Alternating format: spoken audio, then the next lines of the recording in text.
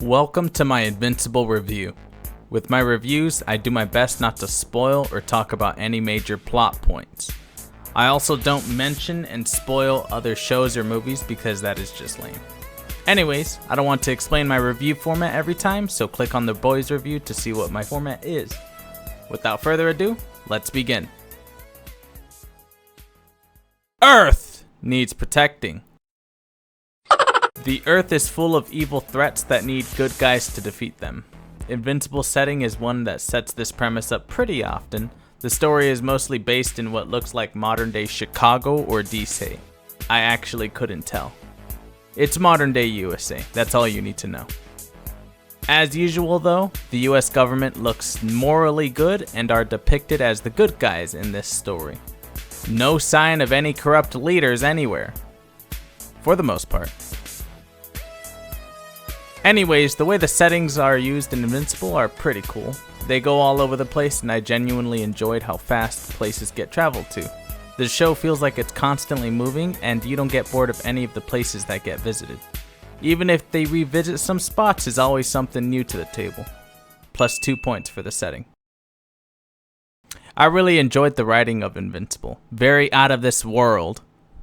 Get it?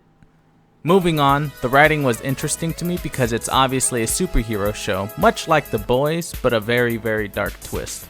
And just like The Boys, Invincible gave me a whole lot of PTSD-o! So much blood and violence in this story, that is for sure. At first, I thought Invincible would play by the book with all the superhero stuff. I was wrong. Very wrong. And that's what gave birth to memes like this. If I had to say, I really enjoyed the way the writing takes turns that you wouldn't even begin to imagine. I ain't trying to spoil, so I'ma just give plus 2 points for the plot. Moving on to the characters, again, I especially enjoyed how all the characters serve a purpose and none of their roles feel forced in the story. One thing a lot of superhero type shows or films fail at is making the heroes feel natural to the story. We see their POVs, we see their weaknesses and strengths, and we see what drives them to do what they do. And unlike most other superhero stories, Invincible does a good job at killing off the characters. I'm not someone that enjoys a story that constantly Thanos snaps everyone. I dislike that. JJK? The threats the characters face in battle are very real. I'm going to list off and speak about a few more of the memorable characters, so mini spoilers in 3, 2, 1. We have Mark Grayson, the man whose superhero name is quite literally the opposite of what he actually is, Invincible. He gets beaten up over and over, but that's not the point. The one who is truly invincible is not the one who wins every fight, but the one who stands back up every time, regardless of their losses. I'm honestly not sure if that's what the author meant with our swag protagonist, but that's my interpretation. Moving on, we have the totally not Superman clone, Omni-Man, also known as Nolan.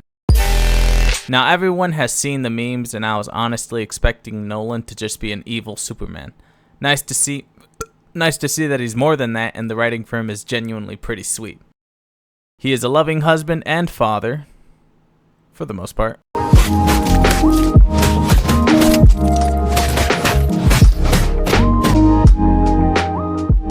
Every show or movie needs an eye candy character to keep things interesting, and Omni-Man is one of those eye candy characters.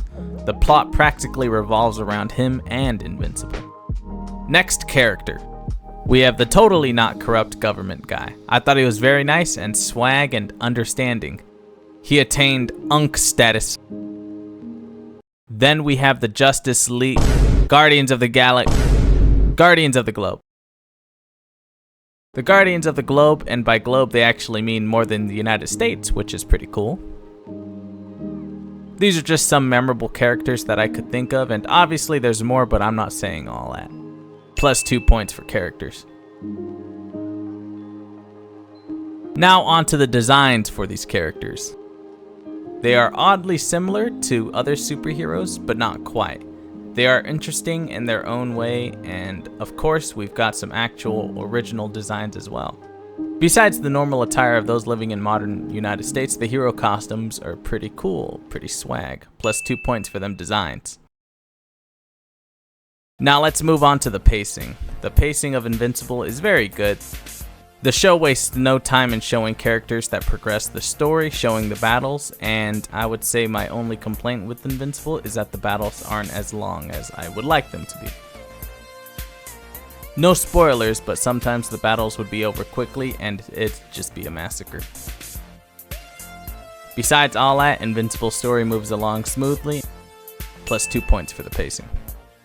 Now let's go ahead and add up all of our scores for a very rare 10 points in the categorical score. Finally, let's get on to my personal feelings with Invincible. It was actually pretty difficult for me to review this show as it genuinely did more than meet the criteria for my review. Again, at first, I didn't think very much of Invincible because I just saw it as a wannabe DC Comics or something. Because I mean, come on, Darkwing, look at the simulators. But besides design choice, the story itself and the stakes in the story are real. The battles the heroes fight actually feels like they hold weight. There is a good chance they ain't going home.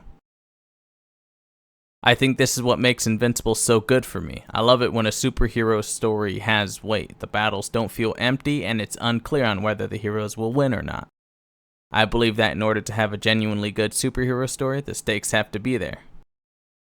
Now, don't get me wrong, Invincible's story does have plot armor. Every story does, but the plot armor in Invincible is not OP. It's not something that made me say, yeah, this is... When someone survives or gets through something, it makes sense. Golden writing right there. So for my personal feelings score, I'm going to go ahead and give Invincible an 8 out of 10. I gave Invincible an 8 out of 10 because I felt that the show is very well put together, and as I said, it felt like it would take like 30 minutes to set up the next battle only for it to be over within 2 minutes. That isn't exactly swag in a superhero show. But besides all that, Invincible is amazing. Let's combine the two scores to get 18 out of 20, landing us at the personally recommend score range. I personally recommend Invincible if you're looking for a nice twist to your average superhero story. It's got tons of interesting concepts and characters that keep the story alive, fresh, and moving.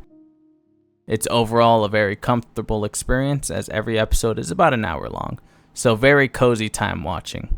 Grab some snacks and enjoy what feels like a masterpiece. That's going to be it for my Invincible review as I don't want to make this too long. I hope you enjoyed, and I'll see you later, alligator.